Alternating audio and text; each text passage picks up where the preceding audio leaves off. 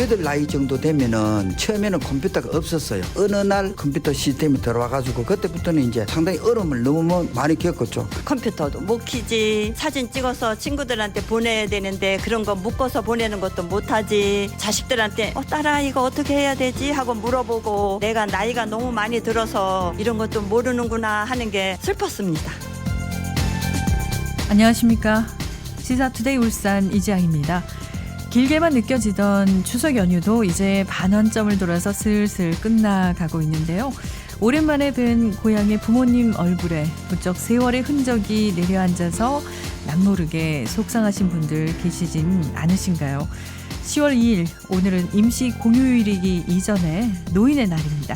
빠르게 변해가는 세상에 우리 한 몸 먼저 적응해서 앞서가느라고 정작 어르신들의 고충에 귀를 못 기울이진 않았나 하는 반성도 밀려드는데요. 특히 요즘 어르신들이 일상에서 가장 많이 벽에 부딪히고 어려워하는 게 바로 터미널이나 가게마다 설치된 키오스크죠. 그래서 오늘 리포터 현장 시간에 노인의 날을 맞이해서 울산 지역 어르신들을 대상으로 진행된 키오스크와 디지털 기기 교육 현장 소식 준비해봤습니다. 이어서 한 주간 울산의 경제 이슈 살펴보는 경제 포커스 시간도 마련되어 있는데요. 잠시 후에 함께해 주십시오. 매일 울산 지역의 주요 이슈 생생한 소식 전해드리는 시간 아침 헤드라인입니다. 울산 매일신문 김진영 논설실장 전화 연결돼 있습니다. 실장님 안녕하십니까? 네, 좋은 아침입니다. 네, 반갑습니다. 오늘의 헤드라인 뉴스 어떤 소식이 있는지 먼저 간추려 주시죠. 네, 오늘은 동해 남부선 폐선, 호계역 폐쇄로 리모델링 절차를 밟고 있는 북구 호계역 일대가 새로운 명물로 거듭난다는 소식. 울산 중구가 야심차게 시행한 성남둔치 자전거 대여소가 운영난으로 결국 문을 닫는 소식이 있습니다. 네, 하나씩 자세히 들여다보겠습니다. 먼저 반가운 소식인데요. 호계역이 드디어 개발 청사진을 완성했군요. 그렇습니다. 울산 북구 옛 호계역, 일대 호계시장이 상권 활성화를 위한 문화 복합 공간으로 거듭날 전망입니다. 농소 1동 옛 호계역은 동해 남부선 복선 전철화로 지난 2021년 12월 28일 폐역됐는데요. 호계역은 북으로 불국사역, 경주역으로 이어지면서 울산 끝자락의 관문 역할을 해왔고 약 100년 역사를 간직한 곳입니다. 네, 호계역은 단순히 역사가 오래됐을 뿐만 아니라 울산철도 100년의 상징 같은 그런 곳이죠. 맞습니다. 호계역은 지난 2021년 10월 문을 연 뒤 평일 하루 평균 1000명 이상, 주말에는 2,400여 명의 시민들이 열차 이용객을 찾았는데요. 네. 북구 최대 전통시장인 호계시장의 영향으로 호계역 일대에는 많은 상인들과 손님들로 북적였습니다. 하지만 호계역 폐쇄 이후에 주변 상권은 쇠퇴하고 여러 가지 상황이 좀 안 좋았는데요. 네. 전통시장 또한 활력을 잃고 도시 쇠퇴가 심화되는 지역으로 꼽히고 있습니다. 이에 따라서 북구는 상권 회복과 경제 활성화를 위해서 재생 전략을 수립하면서 고심하고 있었는데요. 이번에 도시 재생 사업의 윤곽이 나왔습니다. 네, 기대가 됩니다. 어떤 내용을 담고 있나요? 호계역을 포함한 북구 농소 1동 도시 재생 사업인데요. 여가 중심지 조성을 목표로 내년부터 오는 2027년까지 340억 원을 투입해서 호계역, 호계시장 일대 문화와 경제, 주거환경, 스마트 재생 등 4개 분야 9개 세부 사업을 추진하는 내용이 담겨 있습니다. 문화 분야에는 호계 문화 스테이션, 호계 문화의 뜰 조성 사업이 세부 사업으로 포함됐는데요. 네. 옛 호계역 일대의 전시장과 북카페, 로컬숍, 관광 편의시설 등을 조성하는 내용입니다. 그렇군요. 다른 분야는 또 어떻습니까? 네, 경제 분야는 호계시장 브랜드 육성 사업, 그리고 호랍카이터 푸드 라운지 조성 등을 통해서 지역 상권을 활성화한다는 계획을 담았는데요. 네. 스마트 재생 분야에서는 호계 문화 스테이션과 호계 문화의 뜰을 조성할 때 미디어 아트 콘텐츠와 시설을 도입하고 호계시장 스마트 키오스크 등 스마트 특화 시설을 구축하는 내용이 담겨 있습니다. 네, 예산이 상당히 많이 필요하지 않을까 싶어요. 울산 북구 자체 예산으로 가능할까요? 말씀하신 대로 기초단체가 꾸려가기에는 예산이 많이 드는 사업입니다. 네. 따라서 이 안을 구체화해서 정부의 도시재생사업 공모를 통해서 국비로 추진한다는 방침입니다. 네. 이에 따라서 광역시의 평가 그리고 11월 국토부 중앙도시재생특별위원회 심의 이런 과정을 거쳐서 최종 선정 여부가 가려지는데요. 네. 선정 결과는 오는 12월에 발표될 예정이라고 합니다. 네. 옛 호계역 인근 부지 활성화를 위해서라도 좋은 결과 나오길 기대해 보겠고요. 다음 소식으로 넘어가 보겠습니다. 태화강변에서 자전거 대여를 해오던 성남 둔치 자전거 대여소가 문을 닫는다고요? 그렇습니다. 성남 둔치 자전거 대여소가 초라한 실적을 남기고 운영이 중단됐습니다. 울산 내 유일하게 공공자전거 대여소 사업을 운영 중인 중구는 그동안 야심차게 대여소를 늘려왔는데요. 네. 정작 이용객을 확보하지 못해서 예산만 낭비한 꼴이 됐습니다. 네, 성남 둔치 자전거 대여소는 공익 사업으로 추진한 걸로 알고 있는데 결국 사업을 접었군요. 그렇습니다. 이번 추석 연휴에 이곳을 찾았던 시민들도 직접 확인을 하셨을 텐데요. 울산 중구 성남 둔치 자전거 대여소 출입문은 A4 용지 크기의 운영 중지라는 안내문구만 부착된 채 굳게 잠겨 있습니다. 이곳은 중구가 국비 6천여만 원의 예산을 투입해서 지난 2018년 7월에 컨테이너 한 동 규모로 개장한 공공자전거 대여소인데요. 대여소에는 남성용 15대, 여성용 15대, 주니어용 10대 등 2인승 자전거 세대 등 모두 50대의 자전거가 배치되어 있었습니다. 중구가 지난 2014년 자전거 문화센터 자전거 대여소 그리고 태화강 국가정원 자전거 대여소를 연대해서 4년 만에 원도심 활성화를 목표로 추가로 설치하면서 주목을 받은 사업인데요. 네. 이용객이 저조로 특히 6월 17일부터 지금까지는 거의 운영이 중단되다시피 한 상태입니다. 올해 3월에서 5월까지 약 설 달 동안 운영을 한 결과를 보면은 네. 이 기간 수익금이 26만 원에 그쳤다고 합니다. 너무 적은데요. 그렇다면 이 자전거 대여소 이제 완전히 없어지는 건가요? 위탁 관리 중인 중구 도시관리공단은 당분간 운영 자체를 하지 않겠다 이런 입장입니다. 공단 규정상 경상수지율, 지출에 대한 수익의 비율이 50%를 유지해야지만 여러 가지 운영이 되는데 이런 상황에서는 경상수지율이 50%를 못 미치기 때문에 중단할 수밖에 없다 이런 상황입니다. 이 같은 상황을 고려해서 앞으로 중구는 공공자전거 대여소 세 곳을 모두 내년부터는 민간 위탁으로 운영할 것을 검토하고 있는데요. 이미 애물단지로 전락한 성남 둔치 자전거 대여소까지 운영할 민간 사업자가 나타날지는 미지수입니다. 중구 관계자는 오는 11월부터 민간 위탁 모집 절차에 들어갈 예정이라고 밝혔는데요. 대여소의 완전 폐쇄 계획은 없다 이렇게 전하고 있습니다. 네, 시민들의 생활 여가 인프라로 잘 자리 잡았으면 했는데 못내 아쉬운데요. 이번 운영 실패를 반면 교사 삼아서 더 효율적이고 모두가 즐겨 찾을 수 있는 여가 사업이 추진됐으면 하는 바람입니다. 오늘 소식 여기까지 듣겠습니다. 아침 헤드라인 지금까지 울산매일신문 김진영 논설 실장이었습니다. 고맙습니다. 감사합니다.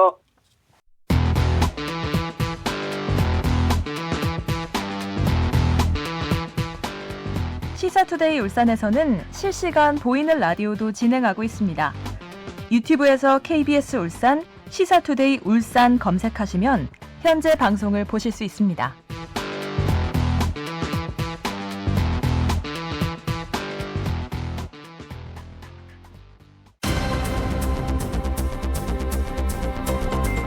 울산 지역의 다양한 현장의 목소리를 생생하게 담아서 전해드리는 시간입니다. 리포터 현장 김현주 리포터와 함께합니다. 어서 오십시오. 네, 안녕하세요. 김현주입니다.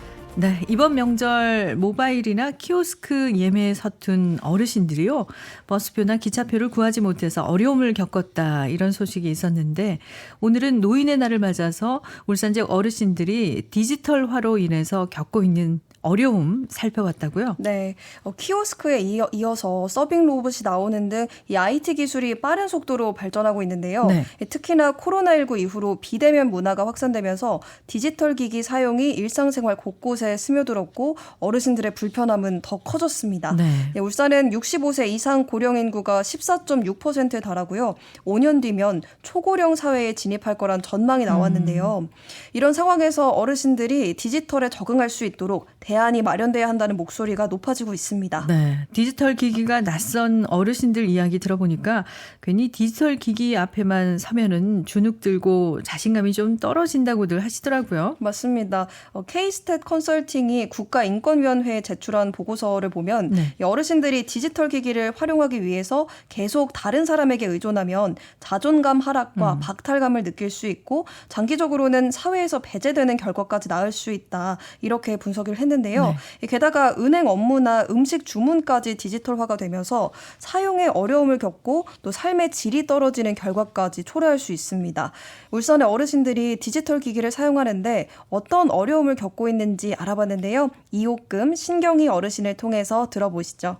자신감도 없어지고 기가 죽고 했었습니다. 어떤 일이 있었느냐면요. 제가 매운 칼국수를 좋아하는데 딱 누르는 게 그냥 칼국수가 나왔어요. 근데 그걸 고쳐야 하는데 못 고쳤어요. 그래서 좀 부끄럽잖아요. 내가 원치 않는 음식을 먹기도 하고 했습니다. 불타는 트롯맨 작년인가 2년 전에 많이 유행했잖아요. 거기에 SNS로 제가 응원하고 싶은 예비 가수들을 2명씩 추천해 줘야 되는데 어떻게 해야 하는 방법을 몰라가지고 그냥 막 누르니까 가지를 않는 거예요. 친구들 크게 이거를 이용을 안 하는 것 같아요. 어르신네들이 모르면서 아는 척, 부끄러움이라고 하는 게 있잖아요. 이제 나름대로 자존심 이런 것 때문에 크게 접하는 부분이 잘 안 다가와요. 저희들 같은 경우 좀 안타깝지.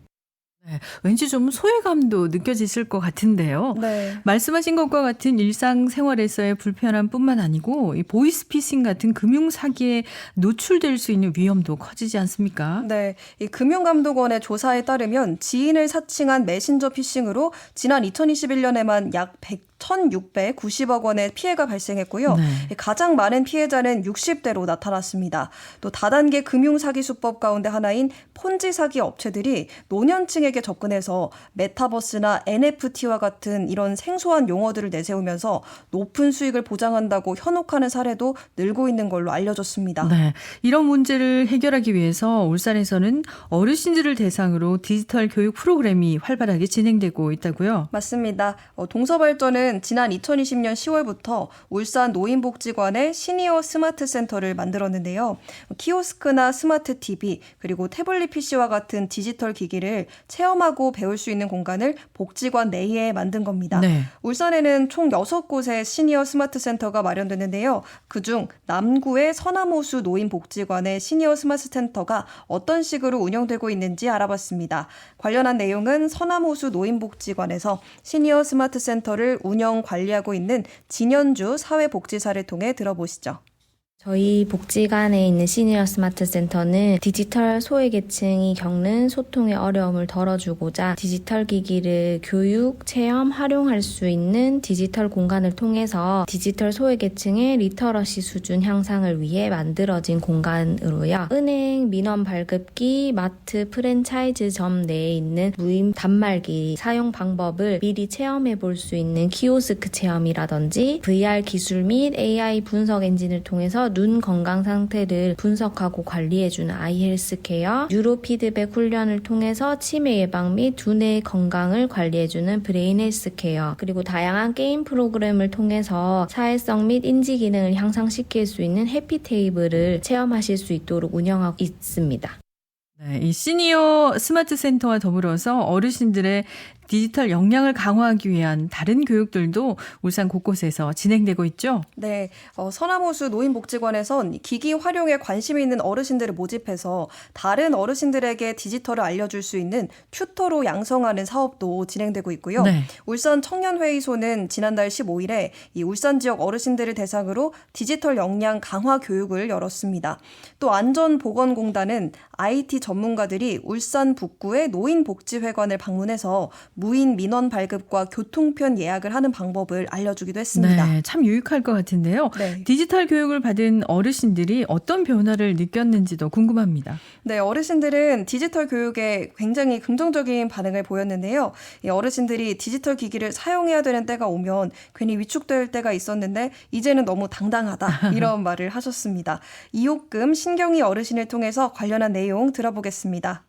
8개월 정도 되죠. 우리 교육을 받은 지. 그걸 받고 나서는 제 자신이 자신감이 너무 많이 생겼다. 또 내가 이거를 알모로 해가지고 어르신들한테 전달할 수 있다 하는 이 자체가 나는 너무너무 행복하다. 예를 들어 키오스크라든가 뭐 사진 찍는 방법이라든가 AI 그거 가지고 하면은 예를 들어 뭐 서울에 놀러 간다. 1박 2일 하면은 1박 2일 코스로 일정을 좀 정해주세요. 또 맛집을 좀 정해주세요. 라고 하면은 진짜 깜짝깜짝 놀랄 정도 돼요. 처음에는 누가 저한테 물어볼까봐 이렇게 핸드폰 꺼내가지고 저한테 이렇게 다가오면은 좀 가슴이 쿵닥쿵닥 했는데 지금은 제가 먼저 여기 복지관에 계신 어르신들 이렇게 한번 둘러보고 먼저 다가가서 어르신 제가 뭐 한 가지 가르쳐 드릴까요? 하고 제가 먼저 묻기도 한답니다.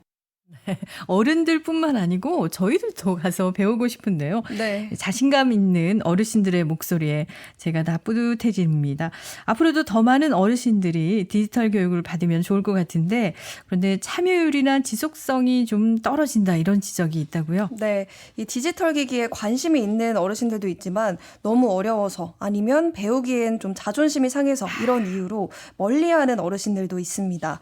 그렇다 보니까 현장에선 디지털 교육에 어르신들의 참여율이 낮다는 점에 아쉬움을 느끼고 있는데요. 네. 게다가 교육이 단발성으로 진행되는 경우가 많아서 어르신들이 학습 내용을 제대로 인지했는지 실생활에 잘 적용하고 있는지에 관한 모니터링이 원활히 이뤄지고 있지는 않은 실정입니다. 네, 어르신들은 주저하지 마시고 디지털 교육에 손을 내밀어 주시면 좋을 것 같고요.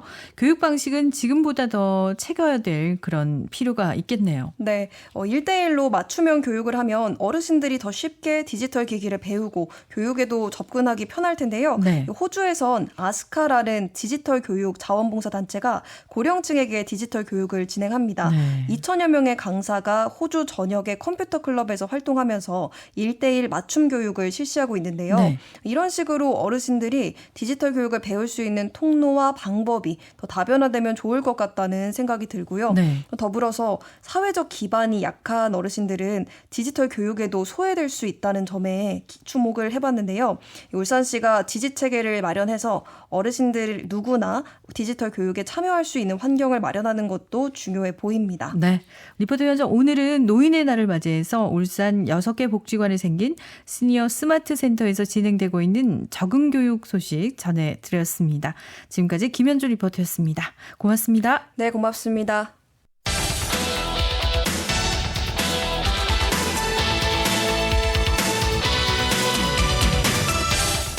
냉철한 시선, 따뜻한 마음. 매일 아침 울산의 생생한 이슈를 전해드립니다. KBS 울산 제1라디오 시사투데이 울산. 시사투데이 울산 함께하고 계십니다. 한 주간의 울산 경제는 물론이고 유용한 경제 소식들 알아보는 시간인데요. 경제 포커스 데일리 한국 이현진 기자와 함께합니다. 전화 연결돼 있습니다. 기자님 안녕하십니까? 네, 안녕하세요. 네, 울산 지역에서 추석 명절 기간 동안 시민들의 소비가 좀 증가했다고 하는데요. 울산 지역의 상인들과 유통업계에서 추석 특수에 대한 기대감이 크다면서요? 네, 울산 지역에 있는 유통업계와 상인들 사이에서는 이 추석 특수에 대한 기대감이 커지고 있습니다. 아무래도 이제 명절을 맞아서 소비가 크게 늘었기 때문인데요. 네. 또 명절 선물 가운데 농축수산물 상한선이 20만 원에서 30만 원으로 상향이 됐기 때문입니다. 실제로요, 울산에 있는 한 백화점 업계에서는 지난달 18일부터 6일까지 추석 선물 세트 사전 예약을 받았는데 적게는 50% 그리고 많게는 100% 이상 매출이 늘었다고 합니다. 네. 그리고 이제 울산 지역에 있는 전통시장도 대목 경기가 그렇게 나쁘지 않았습니다. 아무래도 코로나 방역 규제가 완전히 해제된 후 처음으로 맞는 명절인데다가 전반적인 소비 심리가 크게 크게 위축되진 않았기 때문인데요. 이렇게 그동안 지지부진했던 울산의 명절 대목 경기가 올 추석을 계기로 해서 다시 살아날 수 있을지 주목이 되고 있습니다. 네, 그렇다면 올해 추석 차례상 비용은 평균적으로 얼마나 들었나요? 작년 추석보다는 비용이 줄어들었다고 하던데요. 네, 올해 추석 차례상 비용은 지난해 추석보다 4.9% 감소한 평균적으로 30만 3천 원이 들었습니다. 전국에 있는 대형 유통업체를 대상으로 성수기 품목을 조사를 했는데요. 지난해보다는 4% 정도 감소를 했습니다. 업태별로 보면요. 전통시장이 작년보다 3.2% 감소한 26만 3천 원이었고요. 그리고 대형 유통업체가 6.2% 감소한 34만 2천 원으로 조사가 돼서요. 전통시장이 대형마트에 비해서 더 적게 드는 것으로 나타났습니다. 네, 하지만 시민들이 느끼는 체감 물가는 좀 다른 것 같습니다. 여전히 물가가 너무 비싸다 이런 목소리가 많거든요. 네, 맞습니다. 아무래도 물가 상승률이 계속 높았던 탓에 현장에 있는 소비자들이 느끼는 이 체감 물가는 여전히 아주 높은 상황입니다. 네. 아무래도 이제 작년에 물가 상승률이 높았던 기저 효과도 있고요. 또 올해는 집중호우 같은 이런 이제 계절 변화로 신선식품 물가가 많이 오르면서 시민들이 피부로 느끼는 체감 물가는 훨씬 더 큽니다. 네. 실제로요, 생선, 채소, 과일 같은 이런 기상 조건이나 계절에 따라 변동이 큰 이 품목 물가를 조사를 했더니요, 신성식품 지수가 전년 대비 무려 12% 넘게 올랐습니다. 아무래도 이제 올해 같은 경우에는 집중호우도 있었고요, 폭염, 태풍 등의 영향으로 채소, 과일류 가격이 급등을 하면서 소비자들에게 영향을 많이 미치고 있는 것 같습니다. 네. 그리고 최근에 이제 국제 유가가 좀 많이 올랐죠. 그래서 국내 유가가 11주 연속 오르면서 시민들의 부담도 더 커져 있는 상황입니다. 네, 그렇다면 추석 연휴 이후에는 물가가 좀 안정될 수 있을지도 궁금한데요. 전망 어떻게 보고 있습니까? 일단 곧 이어서 9월 소비자 물가 동향이 나올 텐데요. 8월에 이어서 3%대를 기록할 것으로 지금 예측이 되고 있습니다. 물가가 잡힐 듯 잡히지 않고 있는 상황인데요. 네. 물가 상승폭은 좀 감소하긴 했지만 고물가 현상이 앞으로 좀 고착화될 수 있다. 이런 분석도 많습니다. 특히 이제 물가 상승률을 보면 목표치가 한 2% 정도가 되는데요. 이 2%대까지 내려오려면 2025년에 가능하다. 이런 전망도 많이 나오고 있습니다. 당분간은 3%, 4%대에서 등락을 하면서 연말까지 이어질 예정이고요. 내년에도 이 고물가를 쉽게 해소하기는 어려울까라는 우려적인 전망이 많이 나오고 있습니다. 그렇군요. 그리고 울산에서 영업을 하고 있는 자영업자들이 증가하는 추세라고요? 네, 울산에서 이제 자영업을 하는 분들이 지난 3월부터 5개월 연속 증가를 하면서 지금 8만 명대를 회복을 했습니다. 7월을 기준으로 보면요, 8만 5천 명을 기록을 해서 1년 전에 비해서 7천 명 정도 증가를 했습니다. 이 중에서는 이제 고용원이 있는 자영업자가 2천 명 늘어난 2만 2천 명이었고요. 고용원이 없는 자영업자도 4천 명 증가한 6만 3천 명으로 집계가 됐습니다. 네, 추석 연휴 동안 교통과 관련해서도 달라진 정책이 있는데요. 먼저 성수품 수송 화물차 통행이 완화됐죠? 네. 울산시에서는 이제 오는 4일까지 보름 동안 추석 성수품을 수송하는 화물차의 도심 통행 제한을 한시적으로 완화를 했습니다. 대상 품목 같은 경우에는 농수산물, 재래용품, 또 각종 공산품 택배 차량인데요. 임시 통행 스티커를 발급을 받으면 도심 도로를 통행할 수가 있습니다. 네. 하지만 이제 화물차 통행 금지 구간도 있는데요. 문수로 5편 사거리에서 법원 앞 등 이렇게 23개 구간이니까요. 유의를 하셔야겠습니다. 네, 마지막 소식입니다. 모두가 모이는 즐거운 명절이지만 울산에 있는 중소기업들은 여전히 경영에 어려움을 겪는 곳이 많다면서요? 네. 울산에 있는 중소기업 절반 이상이 추석 자금 사정에 어려움을 겪고 있었습니다. 중소기업을 대상으로 추석 자금 수요 조사를 했는데요. 응답 기업의 49%가 추석 자금 사정에 곤란함을 호소하고 있었습니다. 자금 사정이 곤란한 이유는 판매 부진이 가장 높았고요. 그리고 이제 자금 조달 여건에 대한 이제 금융기관을 통해서 어렵다는 응답도 32%에 달해서 많은 중소기업이 어려움을 겪고 있었습니다. 네.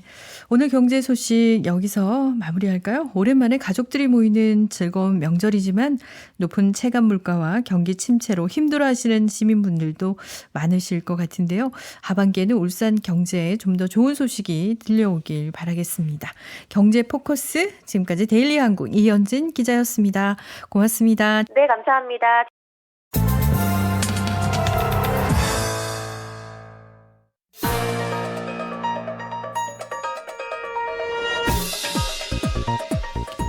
오늘의 브리핑입니다. 올해 울산 지역 초중고교의 다문화 가정 학생이 2012년 관련 통계를 작성한 이후 가장 많은 걸로 집계됐습니다. 울산교육청에 따르면 올해 지역 다문화 가정 학생은 초등학생 2,400여 명, 중학생 1,000여 명, 고등학생 400여 명 등 모두 3,800명에 달했습니다. 지난 2012년 700여 명과 비교하면 11년 만에 5배 이상 늘어난 건데요.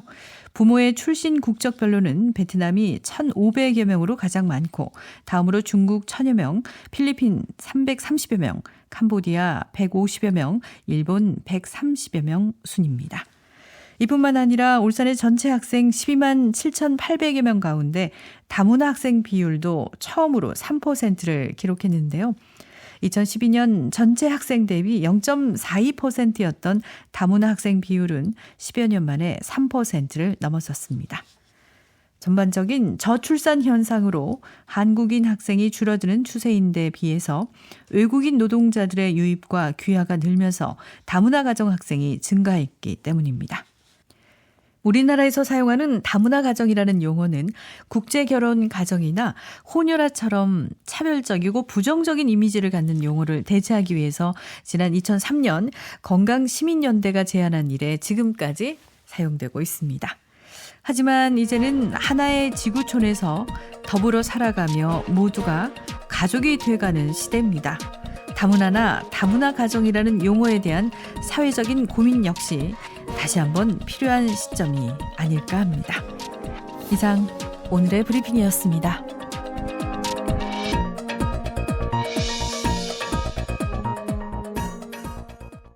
(10월 2일) 월요일에 함께한 시사투데이 울산, 오늘은 여기서 인사드립니다. 지금까지 기술의 황건일, 작가 최영은, 연출 진행의 이지양이었습니다. 내일 아침 8시 30분에 다시 돌아오겠습니다. 고맙습니다.